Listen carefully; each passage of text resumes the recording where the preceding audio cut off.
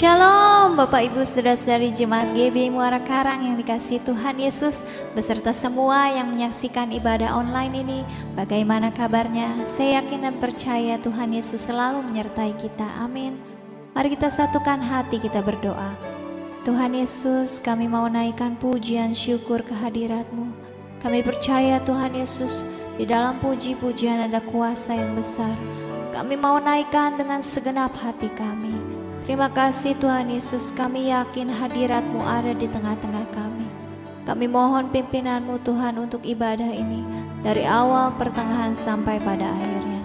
Terima kasih Tuhan Yesus. Amin.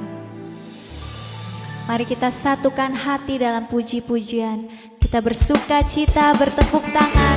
Kita akan datang ke bait Tuhan dengan hati yang bersyukur, ke dalam pelatarannya dengan hati bersuka. Mari tinggikan namanya, mari puji Dia.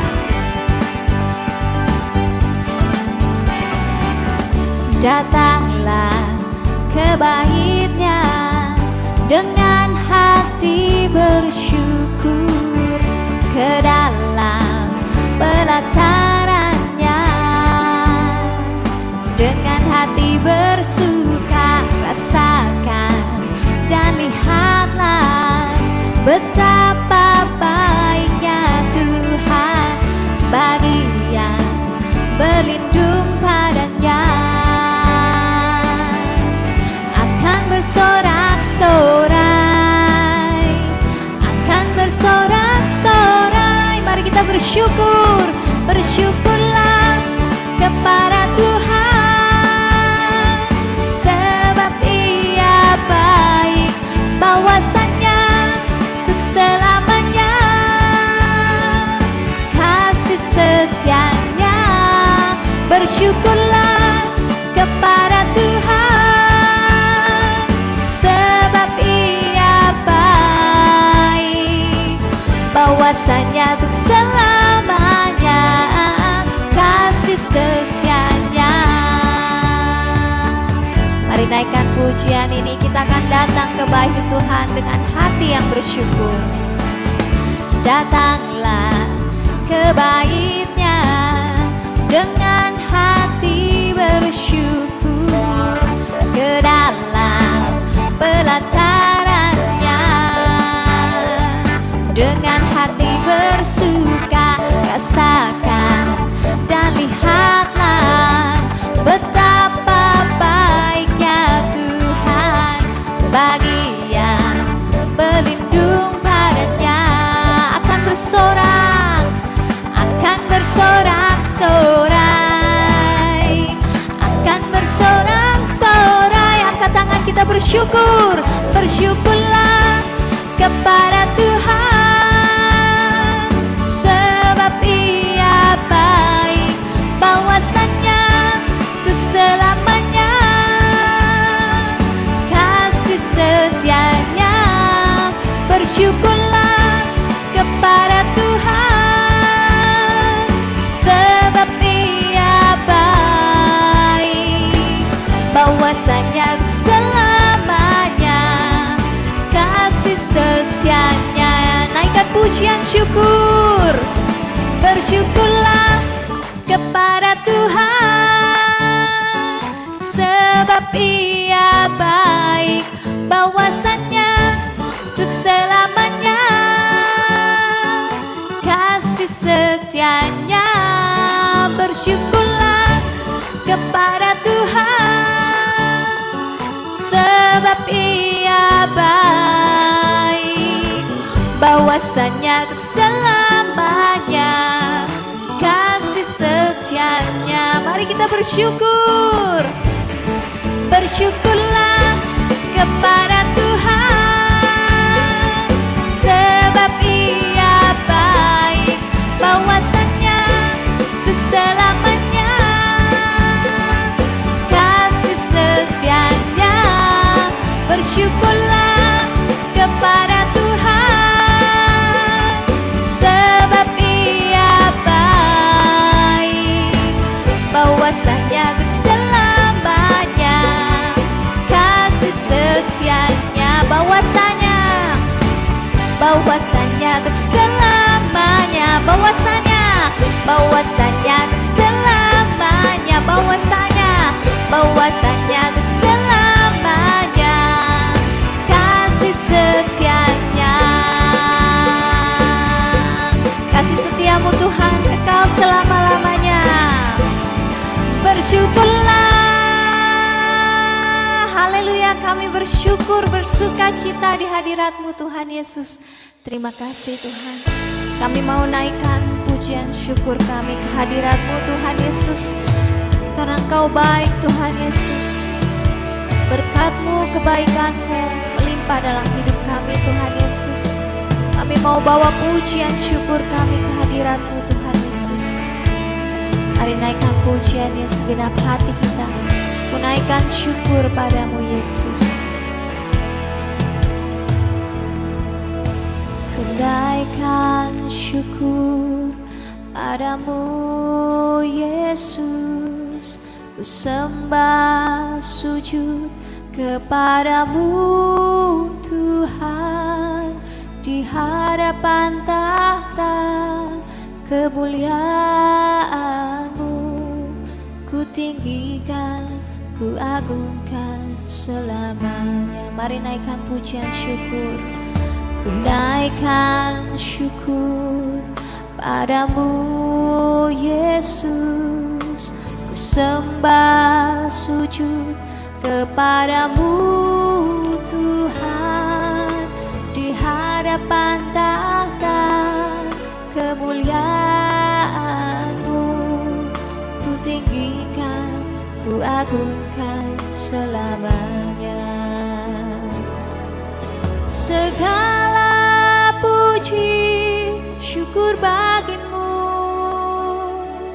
ku tinggikan namamu selalu. Kemuliaan hanya bagimu. Terpujilah namamu.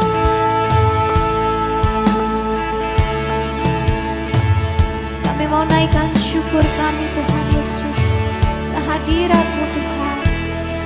Naikkan syukur, naikkan syukur padamu Yesus. Ku sembah sujud kepadamu Tuhan, di hadapan tahta kemuliaan-Mu. Ku tinggikan, ku agungkan selamanya. Segala puji, segala puji syukur bagimu. Ku tinggikan namamu selalu. Kemuliaan hanya bagimu. Terpujilah namamu. Segala puji, segala puji syukur bagimu. Ku tinggikan namamu selalu. Kemuliaan hanya bagimu. Terpujilah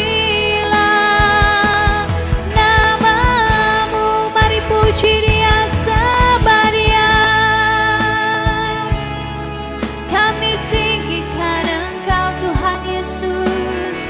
Kami puji namamu. Kau yang termulia, Kau yang termasyhur di bumi di surga.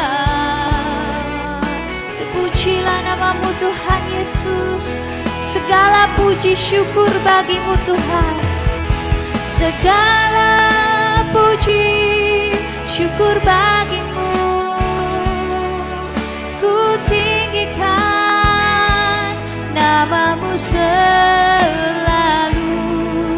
Kemuliaan hanya bagimu. Terpujilah namamu.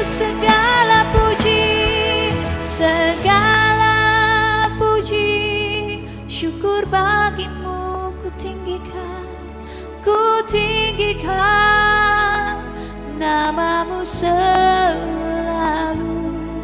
Kemuliaan hanya bagimu. Terpujilah namamu, segala puji, segala puji, syukur bagimu. Ku tinggikan namamu selalu. Kemuliaan hanya bagimu. Terpujilah namamu, segala puji, segala puji, syukur bagimu. Ku tinggikan namamu selalu. Kemuliaan hanya bagimu. Terpujilah namamu, kemuliaan hanya bagimu. Terpujilah namamu, terpujilah, terpujilah namamu, kami puji Engkau. Terpujilah namamu, terpujilah namamu Tuhan. Kami tinggikan Engkau, Kau layak disembah. Kau berkuasa di bumi, di surga. Terima kasih Tuhan Yesus. Kami tinggikan Engkau Tuhan Yesus.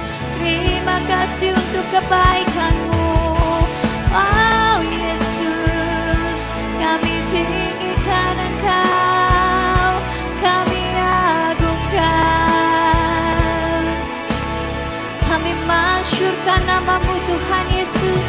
Kau layak dipuji dan disembah. Segala kemuliaan hanya bagi-Mu Tuhan. Kau yang bertata di bumi, di surga. Haleluya. Kami tinggikan Engkau Tuhan Yesus.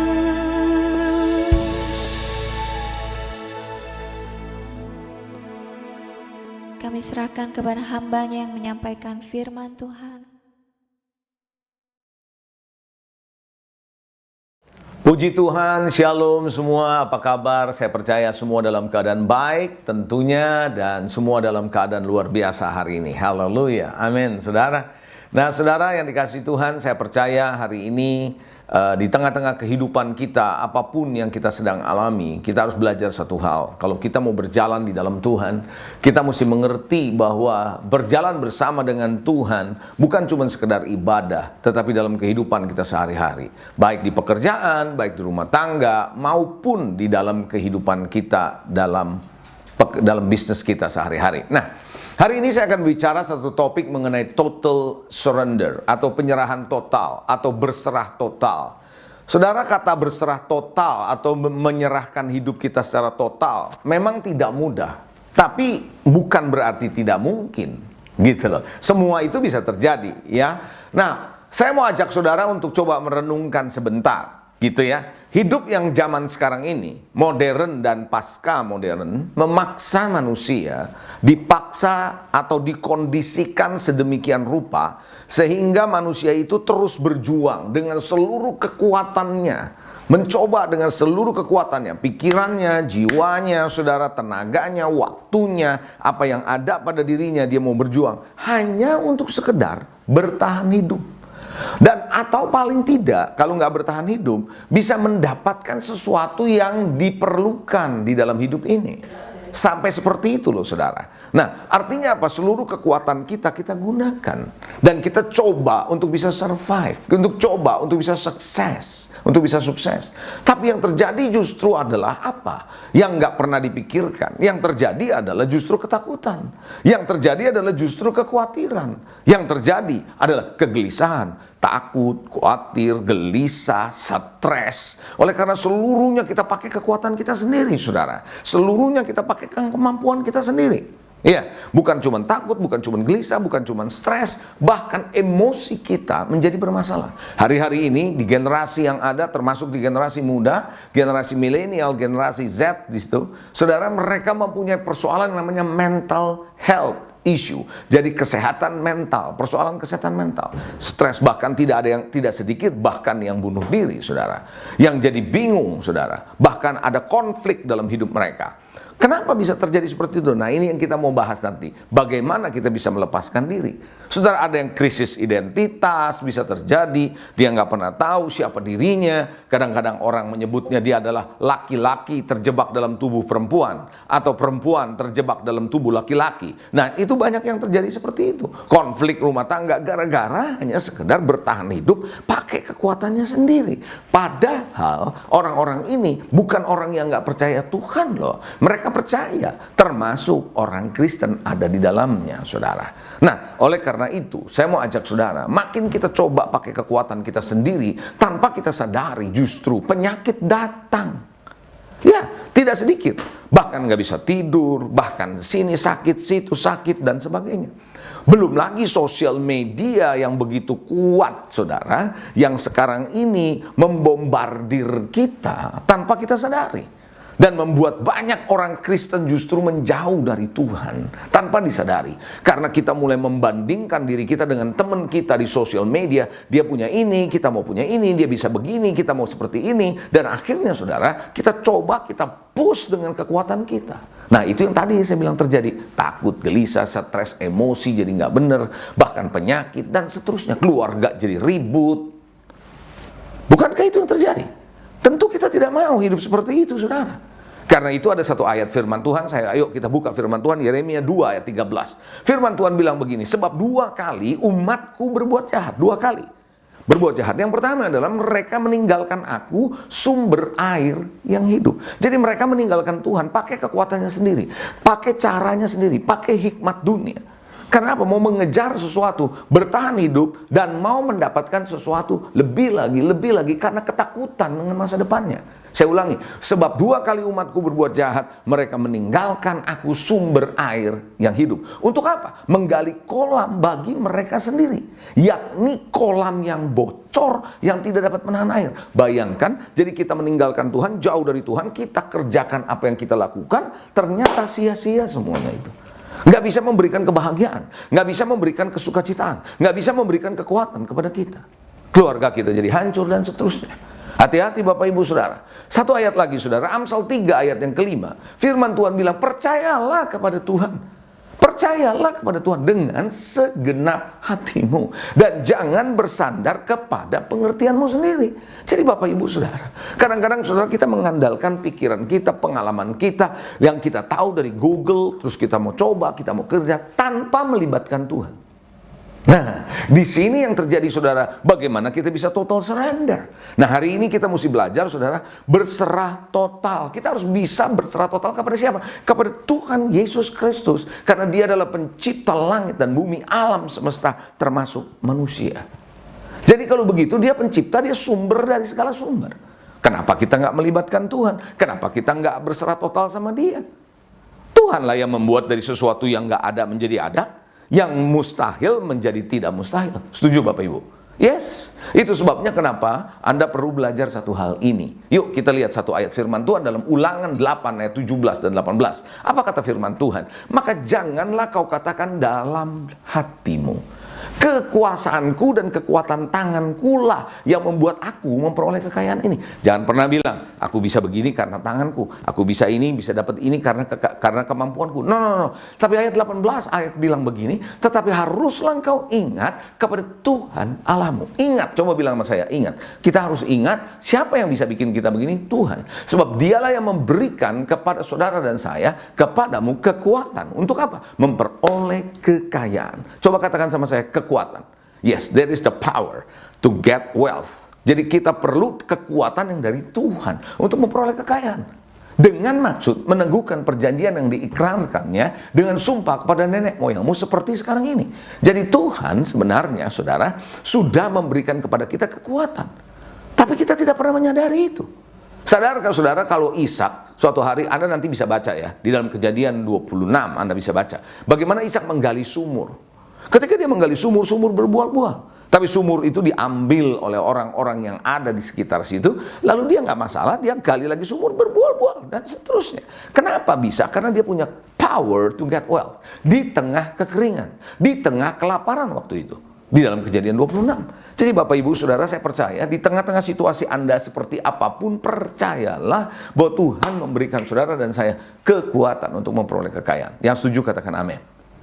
Haleluya. Makanya berserah total. Coba katakan sama saya, berserah total, penyerahan total. Total surrender. Haleluya. Mari kita melihat saudara, Amsal 10 ayat 22 firman Tuhan bilang apa? Berkat Tuhanlah yang menjadikan kaya. Susah payah tidak akan menambahinya. Nah gini saudara, dalam terjemahan bahasa Indonesia ayat ini berbeda kalau kita melihat bahasa Inggrisnya. Kalau bahasa Indonesianya kan begitu, berkat Tuhanlah yang menjadikan kaya, susah payah tidak menambahinya. Waktu saya pernah baca ayat ini dalam bahasa Indonesia, saya bilang, kok begini ya? Karena ternyata orang-orang di dunia sana dengan susah payah kekayaannya nambah kok. Betul nggak? Iya kan? Nah, tapi ayat ini sebenarnya kalau kita terjemahkan dalam bahasa Indonesia dari bahasa Inggris, kira-kira bunyinya begini. Berkat Tuhanlah yang menjadikan kaya. Dan Tuhan tidak menambahinya dengan kesusahan. The blessing of the Lord that make us rich, and He adds no sorrow with it. Kira-kira begitu. Jadi kalau kita diberkati oleh Tuhan, nggak ada susahnya. Kita enjoy, ada sukacita, ada kebahagiaan, ada kesehatan. Kita menikmati. Kita punya kuasa untuk menikmati. Halo, amin saudara. Jadi belajar untuk surrender. I surrender all. Aku menyerahkan semuanya kepada tangan-Mu Tuhan. Karena Engkau pencipta hidupku, yang menentukan masa depan hidupku, yang memberikan hidup ini kepadaku. Jangan ikut-ikutan dengan dunia ini yang terus dipacu, saudara. Seperti seekor keledai yang ditaruh di atas kepalanya kayu, terus di depannya ada wortel. Dia lari, dia kejar, tapi nggak dapat. Pernah tahu kan gambar itu, saudara? Tanpa disadari kita manusia dibuat seperti itu. Dengan sosial media yang sekarang, mau tidak mau Anda bisa melihat ke seluruh dunia. Dimanapun yang ada. Mungkin nanti luar angkasa juga kita bisa lihat, saudara. Jadi apa yang terjadi dengan teman kita di sana yang udah pindah dari satu kota ke kota lain, dari satu negara ke negara lain. Kita bisa tahu, oh dia udah jadi begini loh. Padahal dulu dia di sekolah, orangnya biasa-biasa. Dia punya ini, dia punya itu. Dan itu jadi bayangan kita. Dan kita mau mengejar itu.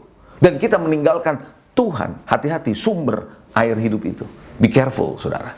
Halo, amin, saudara. Nah, sekarang what is total surrender? Apa artinya yang namanya penyerahan total? Apa artinya yang namanya berserah total? Apa sih sebenarnya berserah total? Nah, saya mau ajak saudara untuk belajar beberapa hal. Siap?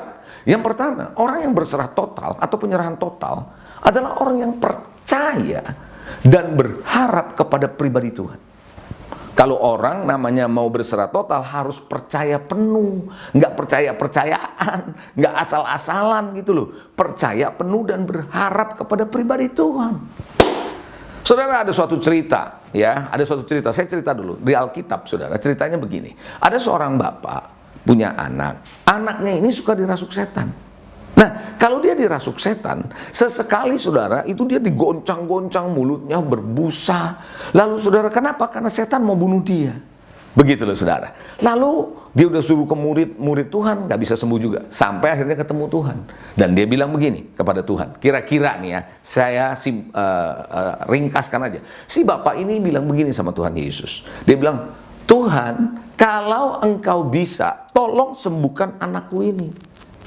Tuhan Yesus langsung berkata, apa kamu bilang kalau aku bisa? Saudara tahu kalau dibilang kalau engkau bisa berarti si bapak ini agak ragu. Nggak 100% percaya dong. Kalau 100% percaya pasti ngomongnya begini, Tuhan tolong sembuhkan anakku. Dia nggak bilang begitu, kalau bisa. Berarti ada kemungkinan tidak bisa kan? Nah, saudara, Yesus bilang, apa kamu bilang kalau aku bisa? Tidak ada yang mustahil bagi orang yang percaya. Lalu si ayah itu sadari bahwa oh ternyata salah juga nih. Maka dia jawab, aku percaya. Waktu dia ngomong aku percaya, udah bagus. Tapi ada kalimat selanjutnya, tolonglah aku yang tidak percaya ini. Jadi di satu sisi mulutnya bilang aku percaya, tapi hatinya tidak percaya. Berapa banyak orang Kristen bilang saya berserah sama Tuhan, dia saya percaya, tapi hatinya nggak percaya. Nah saudara, harus percaya dan berharap kepada Tuhan, berserah total. Karena saudara, berharap dan percaya itu adalah satu kesatuan. Karena Alkitab bilang iman adalah dasar dari segala sesuatu yang kita harapkan.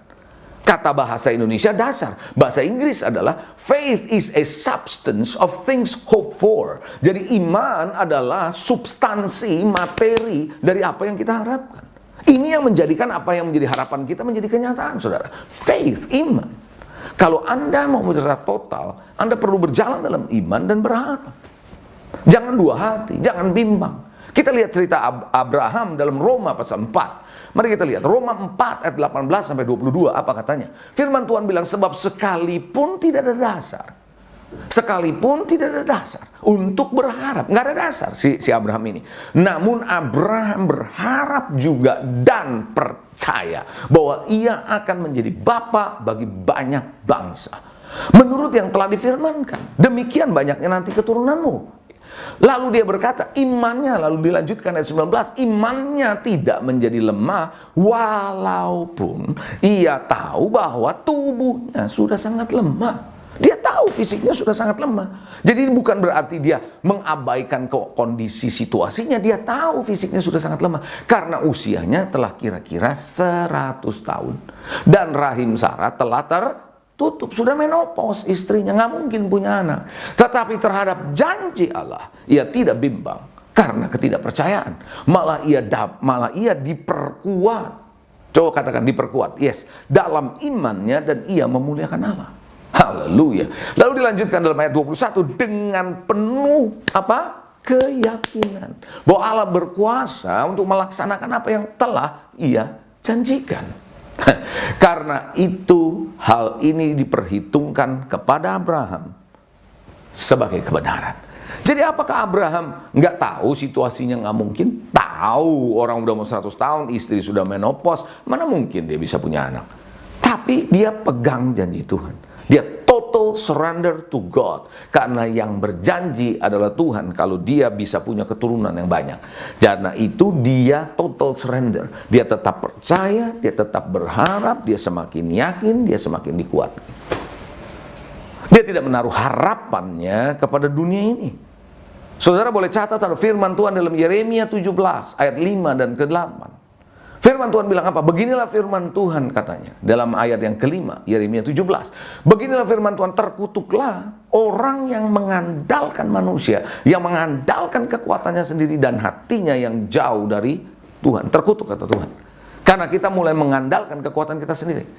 Lanjut, dikatakan dalam ayat ke-6, ia akan seperti apa? Semak bulus di padang belantara. Ia tidak akan mengalami datangnya keadaan baik. Jadi ayat itu perhatikan baik-baik. Stop sebentar. Bahwa keadaan baik datang, tapi dia tidak mengalami. Kenapa? Karena dia mengandalkan kekuatannya sendiri. Ia akan tinggal di tanah angus, di padang gurun, di negeri asin yang tidak berpenduduk. Orang seperti ini adalah orang yang terkutuk kata Tuhan. Tapi dalam ayat ke-7 dibilang diberkatilah, blessed is the man. Diberkatilah orang yang mengandalkan Tuhan, yang menaruh harapannya pada Tuhan. Maka apa yang terjadi? Ia akan seperti pohon yang ditanam di tepi air. Saudara tahukah saudara kalau Anda mengandalkan Tuhan, itu seperti pohon diposisikan di tempat di mana pohon itu membutuhkan air. Saya percaya ketika Anda, saya, kita semua mengandalkan Tuhan, Tuhan akan posisikan hidup saudara di mana Anda membutuhkan untuk kehidupan, Tuhan berikan itu. Nggak akan ada kekurangan. Jehovah Jireh, dia akan menyediakan buat saudara. Yang merambatkan akar-akarnya ke tepi batang air. Dan yang tidak mengalami datangnya panas terik. Panas terik datang, kekeringan datang, tapi dia tidak mengalaminya. Daunnya tetap hijau, tidak khawatir dalam tahun kering, dan yang tidak berhenti menghasilkan buah. Bayangkan saudara, kenapa? Dia mengandalkan Tuhan. Total surrender. Artinya, Anda percaya, Anda berharap sepenuhnya kepada satu pribadi, Tuhan kita Yesus Kristus. Yang setuju, katakan amin. Anda siap untuk bisa menjadi orang yang total surrender? Gak mungkin saudara dan saya bisa mengatakan, saya berserah sama Tuhan deh, saya serahkan total sama Tuhan, tapi gak percaya. Tapi nggak berharap, terus pakai kekuatan sendiri, terus pakai cara sendiri. Ya nggak bisa lah. Kita nggak berserah itu. Kita masih punya reserve buat diri kita sendiri. Kita masih mengerjakan bagian kita sendiri dengan cara kita. Itu yang pertama. Apa arti total surrender? Itu yang pertama. Percaya, berharap kepada pribadi Tuhan. Oke? Yang kedua, Anda harus punya mental anak. Saudara, orang Kristen ini ada dua kemungkinannya mentalnya. Yang pertama adalah orang Kristen punya mental anak, itu apa nanti saya jelaskan. Dan yang kedua adalah mental yatim piatu, ya. Nah, apa itu mental yatim piatu? Itu yang saya perlu jelaskan kepada saudara. Tapi sebelumnya kita baca dulu firman Tuhan dalam Matius pasal 6 ayat 31 dan sampai dengan 34, ya. Firman Tuhan bilang begitu, sebab itu janganlah kamu khawatir. Coba katakan sama saya, jangan khawatir. Ya, jangan khawatir dan berkata begini, apa yang akan kamu makan, apa yang akan kami makan, apa yang akan kami minum, apa yang akan kami pakai. Coba bilang makan, minum, pakai. Nah, makan, minum, pakai adalah kebutuhan hari ini, ya kan? Kebutuhan sehari-hari kita yang kita perlukan. Dan Tuhan bilang, jangan kamu khawatir. Coba katakan sekali lagi, jangan khawatir. Oke, ayat ke-32. Firman Tuhan ayat 32 berkata begini, semua itu, makan, minum, pakai tadi, dicari bangsa-bangsa yang tidak mengenal Allah. Akan tetapi Bapakmu yang di surga tahu. Coba katakan, Bapa di surga tahu. Sekali lagi, Bapa di surga tahu. Yes. Bahwa kamu memerlukan semuanya itu. Di ayat berikutnya dikatakan di dalam ayat yang ke-33, tetapi carilah dahulu kerajaan Allah dan kebenarannya, maka semuanya akan ditambahkan kepadamu. Itu ayat yang terkenal. Lalu ayat 34, sebab itu diulang lagi, jangan kamu khawatir akan hari besok. Nah, kalau ini bicara soal besok, masa depan, jangan khawatir. Kalau tadi yang sehari-hari, hari ini, ya kan? Karena hari besok punya kesusahannya sendiri. Kesusahan sehari cukuplah untuk sehari. Jadi besok ada apa? Kesusahan, saudara. Nah, Bapak Ibu Saudara, ayat tadi Bapakmu di surga tahu, itu penting. Berarti kita harus menjadi seorang Kristen yang tahu kita ini mentalnya anak, posisinya anak, bukan yatim. Nah, saya mau jelaskan sedikit saudara di sini ya. Orang yang punya mental yatim, karena dia nggak punya orang tua, dia nggak pernah tahu hidup dia ke depan bagaimana. Apakah dia bisa makan? Apakah dia cukup makan? Pakaiannya gimana? Karena nggak ada orang tua yang menyediakan buat dia. Nangkep saudara? Dan apa yang dia lakukan? Dia harus fight for the life. Dia harus bergumul, berjuang untuk hidupnya. Karena dia nggak tahu apa yang terjadi besok, bahkan masa depan apalagi. Bisa makan atau enggak. Oleh karena itu dengan segala macam cara, mungkin bisa mencuri, mungkin bisa membohongi orang dan sebagainya demi survival. Demi dia bisa bertahan hidup. Nah, tanpa disadari mental itu ada sama orang Kristen. Yaitu apa kalau mental orang Kristen yang yatim? Ya begitu sama. Dia bergumul, berjuang, pakai kekuatan sendiri, nggak pernah tahu apa yang dia mau lakukan ke depan nanti gimana, ketakutan, khawatir, cemas dan seterusnya. Itu yatim. Tapi beda kalau kita menjadi orang Kristen yang punya mental anak. Karena anak ada orang tua. Jadi seorang anak nggak pernah bingung mau makan apa besok, mau makan apa hari depan. Dia juga nggak khawatir tentang sekolahnya, dia nggak khawatir tentang masa depannya, karena orang tuanya justru yang mengkhawatirkannya, betul nggak? Orang tuanya yang menyediakan, orang tuanya yang pusing, begitu kan saudara? Orang tua manusia seperti itu secara manusia. Nah, Bapa di surga tahu apa yang menjadi kebutuhanmu. Sekarang 5 tahun yang akan datang, 10 tahun yang akan datang, tahu kan? Nah, seorang anak hanya apa? Menjalankan tugasnya sebagai seorang anak. Dia bisa main, dia bisa belajar, dan dia percaya penuh, berserah total untuk hidupnya kepada ayahnya, kepada ibunya, orang tua. Ini yang namanya mempercayakan hidup. Kalau tadi poin pertama adalah percaya dan berharap kepada Tuhan, kita percaya, maka mental anak bukan cuma percaya, tapi mempercayakan hidup kita ke depan, bahwa Tuhan sudah memberi yang terbaik. Seperti anak mempercayakan hidupnya kepada ayah ibunya. Dia tahu betul apa yang bakal terjadi di depan. Dia nggak usah khawatir. Seperti saya dengan anak-anak saya masih ada anak yang ketiga, masih kuliah, saudara. Nah, saudara, apa yang terjadi? Anak saya nggak pernah mikirin bagaimana dia membayar uang kuliah dan sebagainya. Saya yang harus menyediakan.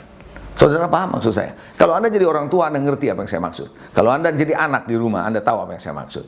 Nah, demikian, jadilah orang Kristen bermental anak, bukan bermental yatim. Nah, orang yang punya mental anak adalah orang yang surrender total kepada Tuhan. Jadi, yang namanya penyerahan total atau berserah total kepada Tuhan, yang kedua adalah bermental anak, punya mental anak. Yang berkata Ebenezer, sampai di sini Tuhan memelihara, maka ke depan pun Tuhan memelihara. Ingat, Tuhan itu adalah Immanuel, Allah yang menyertai kita seterusnya, senantiasa menyertai kita. Katakan amin. Yang ketiga, mari kita melihat yang ketiga. Apa artinya kalau kita total surrender, berserah penuh kepada Tuhan? Yang ketiga, berjalan dalam ketaatan. Yang pertama, percaya dan berharap kepada pribadi Tuhan. Yang kedua, punya mental anak. Dan yang ketiga, berjalan dalam ketaatan. Nggak mungkin orang namanya berserah total tapi memberontak, tidak mau taat. Saudara, taat itu cuma 4 huruf sebenarnya. 2 huruf. T-A-A-T. T-A-A-T. Jadi 2 huruf yang diulang. T diulang 2 kali, A diulang 2 kali. Betul nggak, saudara? Taat, saudara. Nuh belum tahu apa yang bakal terjadi di depan. Nggak hujan, nggak ada apa-apa. Tuhan bilang, bikin bahtera. Nah, saudara, secara logika nggak masuk di akal. Hujan, nggak mendung, nggak disuruh bikin bahtera gede gitu buat apa? Dan Tuhan bilang akan ada hujan. Dan dia taat saja. Orang yang surrender, total surrender sama Tuhan, dia mungkin nggak masuk di akal perintah Tuhan, nggak masuk di akal janji Tuhan. Tapi dia tetap percaya, dia tetap berharap, dan dia taat penuh. Abraham, sama, saudara. Abraham juga begitu, saudara. Mari kita melihat satu ayat firman Tuhan tentang Abraham, Ibrani 11 ayat yang ke-8. Apa kata firman Tuhan? Firman Tuhan bilang begini, karena iman. Karena apa? Karena iman. Abraham taat. Orang yang beriman itu pasti taat. Nggak ada orang yang beriman nggak taat. Karena iman, Abraham taat. Ketika ia dipanggil untuk berangkat ke negeri yang akan diterimanya, menjadi milik pusakanya.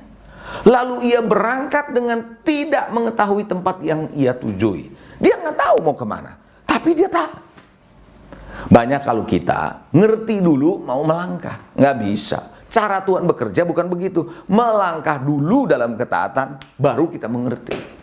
Bukan mengerti dulu, karena kalau mau mengerti dulu nggak akan ngerti-ngerti deh. Percaya deh. Kenapa? Karena Yesaya 55 berkata begitu kok. Ayat yang ke-8 bahwa rancanganmu bukan rancanganku, pikiranmu bukan pikiranku. Artinya seperti tingginya langit daripada bumi, demikian rancanganku dari rancanganmu, pikiranku dari pikiranmu. Jadi artinya gini.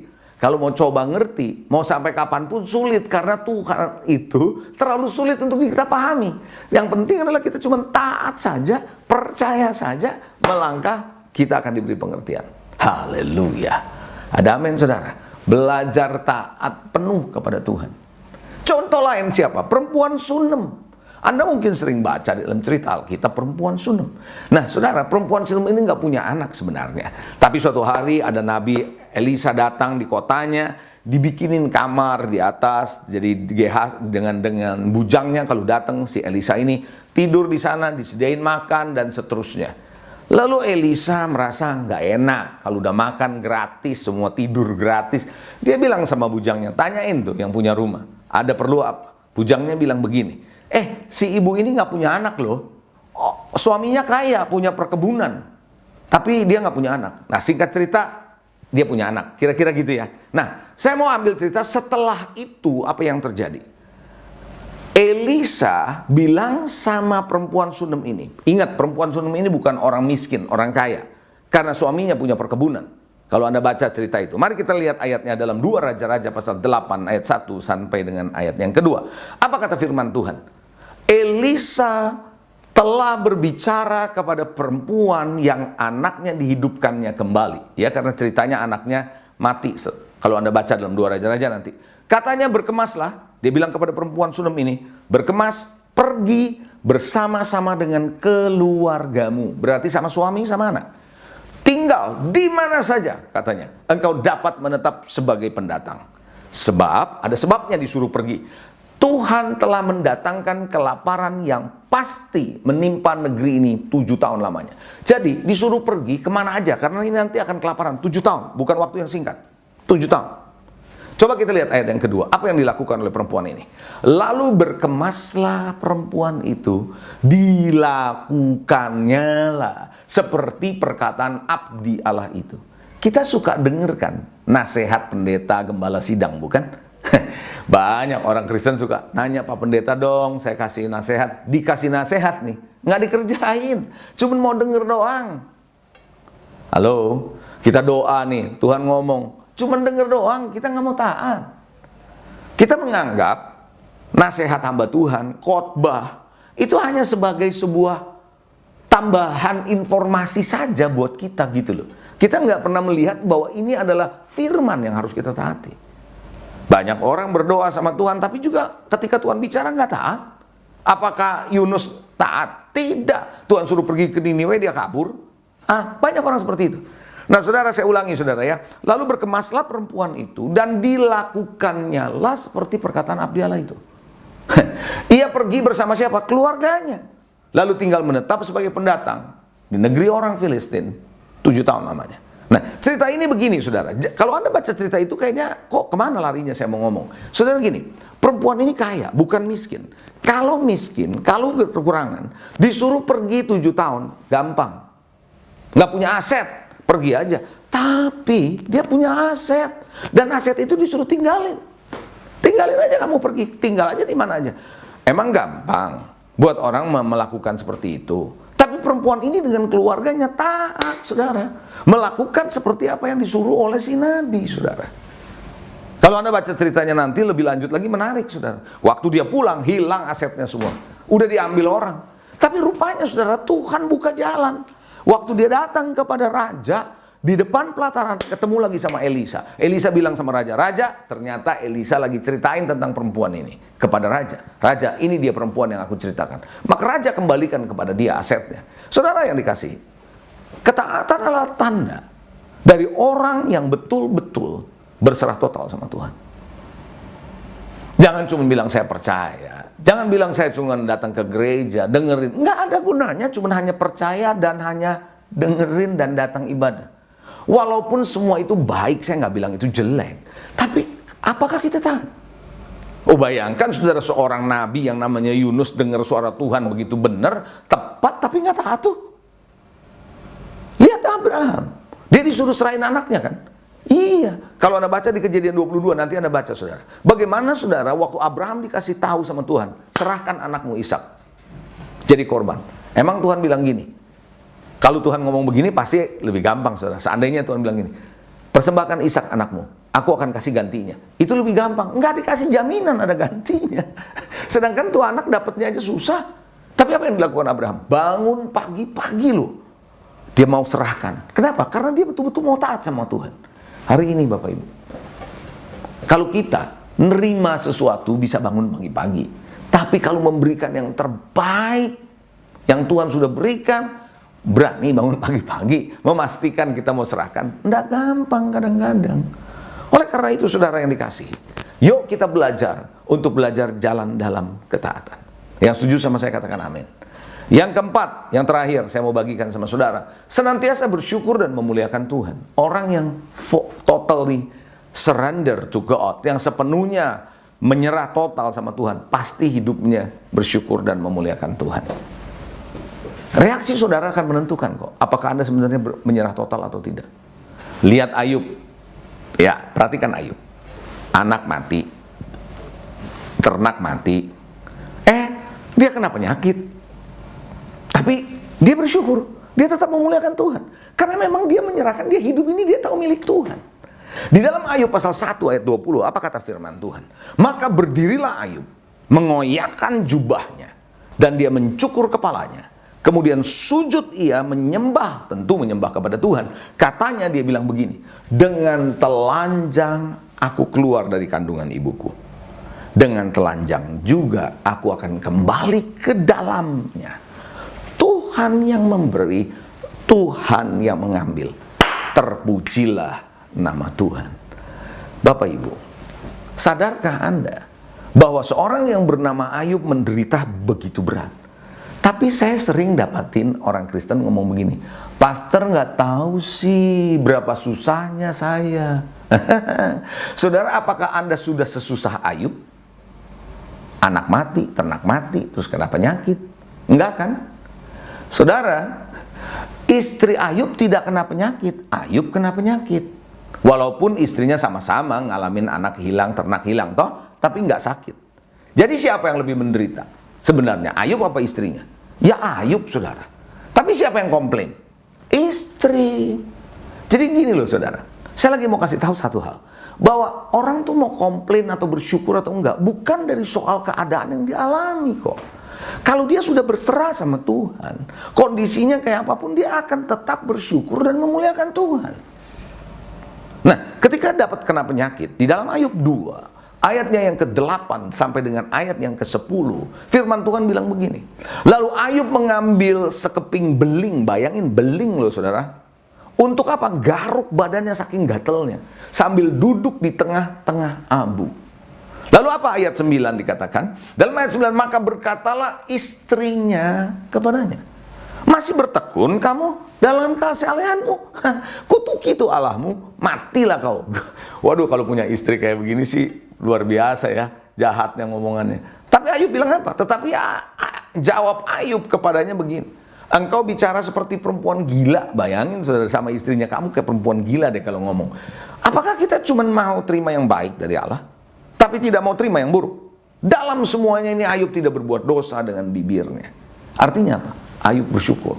Artinya apa? Ayub memuliakan Tuhan di tengah kondisi yang paling sulit. Jangan mengeluh, jangan bersungut, jangan ngomel. Saudara, berserah penuh. Orang yang banyak bersungut, banyak komplain, banyak ngomel, itu tanda orang yang belum berserah total. Amin. So hari ini ada 4 hal saya mau bagikan sama saudara. Belajar jadi orang yang berserah total. Pertama, percaya dan berharap penuh kepada pribadi Tuhan. Kedua, miliki mental anak. Ya. Dan yang ketiga, pastikan saudara, yang ketiga, Anda selalu berjalan dalam ketaatan. Taat. Dan yang keempat, bersyukur dan muliakan Tuhan. Saya percaya Anda akan berjalan dalam total surrender to God. Tuhan Yesus memberkati. Mari saya mau berdoa buat saudara. Tuhan, terima kasih untuk hari ini. Engkau berbicara kepada kami bagaimana kami menjadi seorang yang betul-betul bisa berserah total. Jadikan kami anak-anak-Mu, hamba-hamba-Mu yang selalu hidup dalam percaya penuh kepadamu, punya mental anak, dan kami senantiasa bersyukur dan memuliakan Engkau dan berjalan di dalam ketaatan. Terpuji nama-Mu Bapa. Dalam nama Yesus kami berdoa. Yang percaya katakan amin. God bless you. Shalom saudara-saudara semuanya yang dikasihi Tuhan. Haleluya, puji nama Tuhan. Kalau pada hari-hari terakhir menjelang akhir tahun 2021 ini, banyak di antara kita yang masih merasa kegalauan dan juga cemas atau khawatir. Tetapi puji Tuhan, pada hari ini firman Tuhan menyapa kita dengan satu judul yang luar biasa, yaitu total surrender atau berserah total kepada Tuhan. Haleluya, yang telah disampaikan tadi oleh hambanya, yaitu Bapak Pendeta Leonardo Syamsuri. Pada intinya saudara, Tuhan mau kepada kita memiliki 4 perkara, 4 poin. Yang pertama yaitu kita harus berharap dengan sepenuh-penuhnya kepada Tuhan. Dan poin yang kedua, kita harus mempunyai mental seperti anak-anak yang berserah penuh kepada Tuhan. Yang ketiga, kita harus berjalan di dalam ketaatan seperti Nabi Nuh dan juga Abraham. Dan poin yang keempat, jangan lupa kita harus terus-menerus bersyukur kepada Tuhan. Itulah inti daripada firman Tuhan pada hari ini. Terima kasih kepada hambanya Bapak Pendeta Leonardo yang sudah memberkati kita semua. Saudara sekalian, sekarang marilah kita bersama-sama akan berdoa buat bangsa dan negara kita, saudaraku. Saudara, kita berdoa supaya keadaan pasca erupsi daripada Gunung Semeru bisa segera ditangani dan banyak orang yang bisa tertolong, saudara. Dan Tuhan juga memberikan hikmat kepada para pemerintah, presiden, wakil presiden, dan seluruh aparat pemerintah di negeri Indonesia ini untuk bisa mengelola dengan baik. Kita berdoa dan mohon belas kasihan Tuhan supaya tidak terjadi lonjakan kasus varian corona yang baru, yaitu Omikron, saudaraku. Mari saudaraku, kita juga terus berdoa buat hari-hari Natal dan Tahun Baru beberapa hari ke depan, supaya negeri kita ini selalu diberikan keamanan dan kedamaian serta kesejahteraan. Nah saudara, saya juga akan mengumumkan yaitu bahwa perayaan Natal untuk GBI Muara Karang tahun ini akan kita adakan pada hari Sabtu 25 Desember 2021 mulai jam 5 sore. Dan firman Tuhan nanti akan dilayani oleh Ketua Sinode GBI, yaitu Bapak Pendeta Rubin Adi Abraham. Saudara-saudara, ini bisa diakses melalui channel YouTube GBI Muara Karang dan GBI MKORG. Itulah pengumuman untuk perayaan Natal. Sedangkan untuk malam tahun baru kita ada malam OMU yang akan diadakan pada tanggal 31 Desember 2021 mulai jam 6 sore, jam 18, juga melalui channel YouTube GBI Muara Karang, saudara. Puji nama Tuhan, itulah pengumuman-pengumuman yang perlu menjadi perhatian kita semua. Sekarang saudaraku, marilah kita tundukkan kepala, kita akan berdoa kepada Tuhan. Haleluya, puji Tuhan. Bapa kami dalam surga, terima kasih Tuhan buat lawatan yang indah dan luar biasa, serta pertolongan dan pemeliharaanmu untuk kami semua. Khususnya pada hari ini Tuhan, menjelang hari-hari terakhir di penghujung tahun, di mana banyak orang yang merasa ragu, yang masih merasa cemas dan khawatir. Tetapi firman-Mu memberikan kekuatan kepada kami semua. Terima kasih Tuhan, Engkau berkati kepada hamba-Mu Bapak Pendeta Leonardo Syamsuri yang sudah membagikan berkat buat kami. Berkati pelayanan, berkati kesehatan, dan juga Engkau berkati kepada keluarganya Tuhan. Melalui hamba-Mu banyak jiwa boleh dimenangkan buat kerajaan sorga. Bapa, kami juga mau berdoa buat bangsa dan negara kami. Engkau mengasihi kepada negeri ini ya Tuhan. Oh Tuhan, biarlah negeri ini boleh makin membaik pasca erupsi daripada Gunung Semeru. Tuhan, Engkau tolong ya Bapa. Dan juga Tuhan berikan hikmat-Mu kepada pemerintah, mulai dari presiden, wakil presiden, aparat pemerintah dari tingkat pusat sampai daerah. Tuhan, kasih mereka hikmat dan akal budi untuk memimpin negara ini dengan lebih baik. Tuhan, kami mohon juga pertolongan-Mu serta perlindungan-Mu Tuhan untuk bangsa dan negara kami dari varian virus corona yang baru ya Tuhan. Oh Tuhan, supaya tidak terjadi kasus pelonjakan daripada infeksi ini di negara kami, bahkan di negara-negara lain juga. Tuhan, kami mohon juga perlindungan-Mu untuk hari-hari perayaan baik Natal maupun Tahun Baru bisa berjalan dengan aman dan dengan sejahtera. Terima kasih Bapak, terima kasih, haleluya. Terima kasih Tuhan Yesus, boleh terjadi pemulihan di negara Indonesia, bahkan di mana-mana tempat di seluruh dunia ya Tuhan. Kami mohon pengampunan dan pertolongan Tuhan saja. Terima kasih Bapak, terima kasih, haleluya. Hanya di dalam nama Tuhan Yesus Kristus kami berdoa dan kami selalu mengucap syukur kepadamu. Saudara-saudaraku yang dikasihi Tuhan, marilah sekarang kita mau mengangkat kedua tangan kita untuk menerima berkat daripada Allah Bapa kita di surga, kasih setia dari putranya yang tunggal, Tuhan Yesus Kristus, dan kekuatan rohnya yang maha kudus akan terus menerus menyertai saudara dan saya mulai dari hari ini bahkan sampai Tuhan Yesus datang kembali. Di dalam nama Yesus kami sudah berdoa dan mengucap syukur selalu kepadamu. Mari kita semuanya yang percaya, yang dilindungi dan dipelihara oleh Tuhan, kita mau katakan sama-sama, amin. Tuhan Yesus memberkati.